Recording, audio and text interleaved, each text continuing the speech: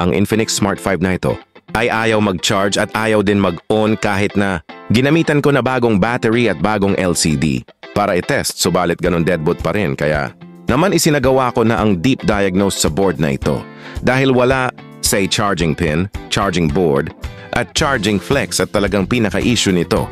Sa tester ay pumapalo ang count, ang mabilis pataas na nangangahulugan, lamang na may fully shortage ang board na ito. Kaya naman ginamitan ko ito ng Rosin Flux para pausukan at nang kumapit na ang usok sa board ay saka ko naman siya ginamitan ng short killer para mapalabas. Kung anong uri ng component ang palyado na at bumayon at lumitaw na nga ang may salarin. Ito pala ay isang capacitor na malapit sa power IC. Kaya pala hindi siya nagcha-charge at ayaw din mag-power on. Ang tanging solution na lang ay kailangan nang i-remove ang capacitor na shortage.